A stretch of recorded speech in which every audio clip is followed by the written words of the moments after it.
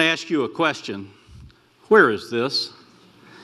You know, if I were to take you up tomorrow morning and then just suddenly drop you along a road outside of almost any American city, you wouldn't have the slightest idea where you were because it all looks exactly the same.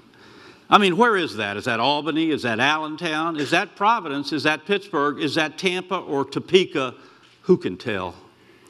The great American author Wallace Stegner once wrote, "If you don't know where you are, you don't know who you are." And by that, I think he meant that all of us have a fundamental need for a sense of orientation, for a sense of roots, for a sense of place.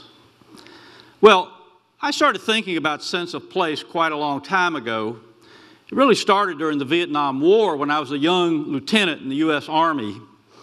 I had been to field artillery school and jungle warfare training and had orders to a small fire base in the central highlands of Vietnam. And a couple weeks before I'm supposed to go, I get this call from the Pentagon. I have a colonel on the other end of the line. He's with the personnel division. He says to me, "Lieutenant McMahon, do you have any interest in being reassigned to Germany?" And I'm like, okay. Let me think about that. Germany or Vietnam? Yes, Germany. Sounds very exciting. I would love to go to Germany. And I was extraordinarily lucky. I was sent here, Heidelberg, West Germany. This is the headquarters for the U.S. military in Europe, and it was my home for several years. I was assigned as an aide to a U.S. general, and I spent the next couple of years of my life flying all over Europe in a helicopter. And that experience completely and totally changed my life. But I didn't realize how much it would change my life until I flew home to Birmingham, where I grew up. And I got out of the airplane and drove home, and for the first time ever, I saw the American landscape with a completely different set of eyes. Because, ladies and gentlemen, to travel is to learn. And a couple of things that I learned were, first, the world doesn't have to be ugly. And second, I learned that place is more than a spot on the map. Place is what makes your hometown different from my hometown. But more importantly, I believe sense of place is explicitly that which makes our physical surroundings worth caring about. That which makes our physical surroundings worth caring about. I can tell you that in many parts of the world today, we are suffering the social, economic, and environmental consequences of creating places that simply aren't worth caring about. And for all the improvements in cleaner air and cleaner water, better roads, better schools, faster computers, people still say, is this all there is? Can't our communities be more distinctive, more livable, more beautiful? Can't we have more connection with nature and the outdoors? You know, about 40 years ago, a guy named Stuart Udall, who was our former Secretary of Interior, wrote a book called The Quiet Crisis in the Next Generation, and he wrote something in this book that in many ways is as true today as ever. He said, America today stands on a pinnacle of wealth and power, and yet we live in a land of vanishing beauty, of increasing ugliness, of shrinking open space, of an overall environment diminished daily by noise, congestion, and blight. Now, please don't misunderstand me. I recognize that the U.S. is indeed one of the world's leaders in environmental protection. And of course, over the last 40 years, we've passed all kinds of laws to clean up air pollution, water pollution, toxic waste, protect sand dunes and wetlands. We've added millions of acres to our state and national parks, and we've added thousands of buildings and monuments to our National Register of Historic Places. But while we've been saving some landmarks like that, we've simultaneously been losing the landscape that gives those landmarks their larger sense of meaning. And while we've been cleaning up our air and water pollution, yes, our air is cleaner, and yes, our water is cleaner. But while we've been cleaning up air and water pollution, we've been losing our sense of place. Our sense of place. You know, the world is changing very rapidly. You know, the economy is changing, demographics, technology, consumer attitudes, market trends, immigration. We have 25,000 incorporated communities in the United States. They're all in competition for jobs, people, and investment. They're trying to figure out how they can grow without destroying the things that people love about the place that they live. Well, the old economy was about making things. The new economy is mostly about designing things. The old economy was product-driven. The new economy is knowledge-driven. The old economy was cost-sensitive. The new economy is value-sensitive. In the old economy, markets mattered. In the new economy, place matters most. Why does place matter in the world we live in today? Because in a world where capital is footloose, if you can't differentiate Jacksonville, Florida from any other place, you will have no competitive advantage. The same is true of a project or a community or a building. One of the key but most often forgotten elements of successful economic development is community distinctiveness. Let's talk about a few examples. Let's talk about a community's front door, its gateway. And just like with meeting a person, a good first impression is important, and a bad first impression is hard to change. Do you think you'd rather visit a small town like this or a small town like this? Which one looks more like a community with a sense of pride and a sense of place? Which one looks more like a community that you would rather invest time or money in? If you don't remember anything else I say this afternoon, remember this. The image of a community is fundamentally important to its economic well-being. What do I mean by that? What I mean is that every single day in America, people make decisions about where to live, where to invest, where to vacation, where to retire, based on what our communities look like. What they look like. Let me give you a couple of examples. Let's talk about tourism. Tourism is kind of important because it is the biggest industry in the world. It is the first, second, or third largest industry in every single American state. So this is the official travel guide for the state of Oregon. Notice their slogan, Oregon, things look different here. Can you imagine a state travel brochure that said something like, Florida, things look the same here?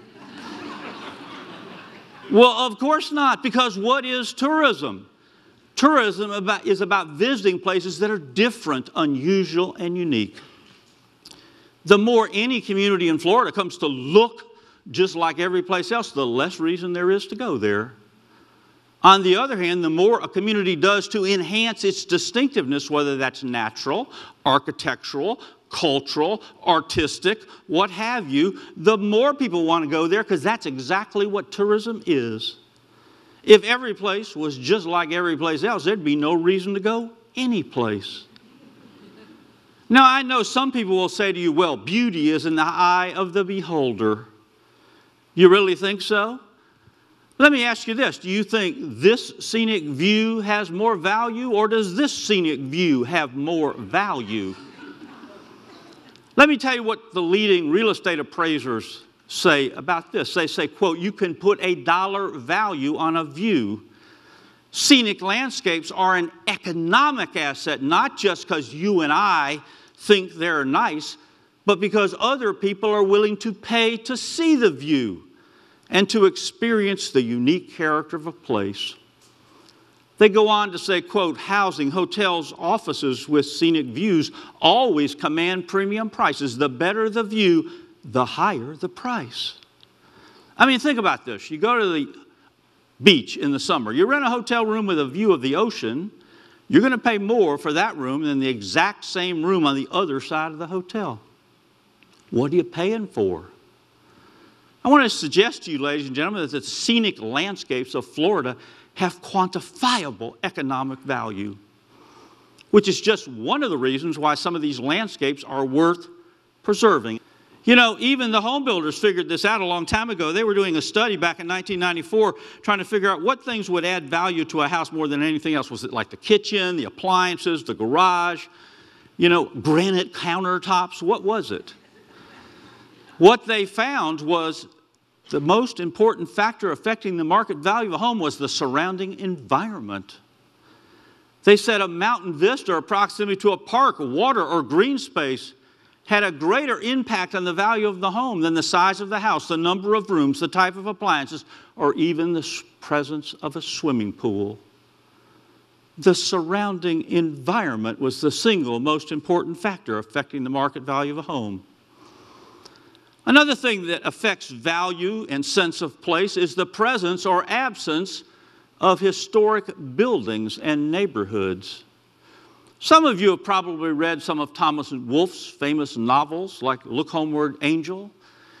He's the man who wrote the immortal line, "You can't go home again." Well, sadly, Tom Wolfe can't go home again because there's his house in this parking lot in Asheville, North Carolina. Why is it important to preserve the historic buildings of Jacksonville? Because the historic buildings of Jacksonville are about the heart and soul of Jacksonville. You know, it's about physically connecting people to the past. It's about telling you who you are and where you came from. As Daniel Webster once wrote, he said, quote, "The man who feels no sentiment or veneration for the memory of his forefathers is himself unworthy of kindred regard and remembrance." So saving the historic buildings of Florida is about saving the heart and soul of Florida. But it's also incredibly good for your economics as well. This is, of course, the French Quarter. I spent a lot of time in New Orleans after Hurricane Katrina. I was among the group of planners and architects and engineers who were brought down to the city after Hurricane Katrina and asked to put together a redevelopment plan for the city. And they didn't want just a physical development plan. They wanted an economic redevelopment plan. So we all said, well, what are your biggest industries? Is it the oil industry, the chemical industry, the sugar industry, the seafood industry? They said, no. The biggest industry in the state of Louisiana is the tourism industry. And what's the engine of that industry? Well, it's called the French Quarter. But did you know that for almost 40 years, the state of Louisiana wanted to put a freeway through the French Quarter? That's more important and more valuable than any plant, factory, or distribution center in the entire state of Louisiana. And let me ask you this. How many people have been to the San Antonio River Walk? That's the most visited place in the state of Texas. That's the basis of that city's multi-billion-dollar year annual tourism industry. And it's the single defining characteristic of San Antonio. But what most people don't know is that at one point in the past, the city thought so little of that small river, they actually wanted to put it underground into a culvert. Today, it's the most visited place in Texas. Let's fly out to Seattle and let's go to the Pike Place Farmers Market. That's the #1 destination in the state of Washington. It gets visited by millions of people a year. And yet, about 35 years ago, there were some people on the Seattle City Council who seriously proposed tearing it down. Why? They said, well, we need more downtown parking. Like parking for what? You can have all the parking in the world. If there's nothing to do, no one's ever going to want to go there. Now they love and revere this place and recognize it for the economic engine that it is. What's the #1 destination in Florida? It's Disney World, but what's #2? There it is. It's the Art Deco Historic District in South Miami Beach, one of the greatest urban places in North America. That was all going to be torn down. There were people saying, well, we got to have more high-rise condos in South Florida. You don't think we have enough high-rise condos in South Florida? I'm telling you, literally, people come from all over the world to go to this place today. Ladies and gentlemen, saving the historic buildings of Florida is about saving the heart and soul of Florida, but it's also about the economy of Florida. But I want to end by asking you to think briefly about the social and psychological value of what I've talked about. I want to tell you a little story. After I got out of the Army, I went to visit a friend who I'd met in the Army, a guy named Jeff Miller. He lives in a little town called Bayfield, Wisconsin. That's the northernmost town in the state of Wisconsin. We went to visit him, and while we were there, we went out to this little island off the coast called Madeline Island. There we saw this rock out in the field, and I'm like, what is that? And I walk over to this rock, and it says, this site was proposed for development in 1983 through joint efforts. This development was prevented. And I was like looking at this like, what in the world is this all about? And then we walked around to the back of the rock, and it said this marker is dedicated to the ancestors of the Ojibwe Nation who lie beneath this ground. Why is it, do you think, that people feel a sense of loss, like losing a loved one or a friend, when a grove of trees is cut down, an historic building demolished, a scenic view obliterated? It's not because we can't plant new trees or build new buildings. It's because I believe our sense of identity and well-being is tied in a very profound way to special buildings and places and views.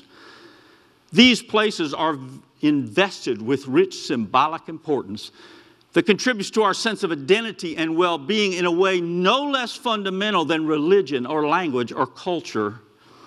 In fact, in ancient Rome, there was a maxim that said cities should preserve the visible symbols of their identity to give citizens a sense of security in a changing world. What we're oftentimes really trying to preserve is memory. Memory. It's an attempt to keep a mental grip on those familiar and accustomed places that make us feel comfortable and secure. The justification for preserving the special places of Florida is not just about the economy of this state, it's about the psychology of this state as well. Ladies and gentlemen, you can grow without destroying the things that people love. The special places of this state, the special landscapes and townscapes and streetscapes, are worth preserving not just because they're fragile and beautiful and resource-rich, but because they are emblematic of Florida and America. Thank you so much for having me here today.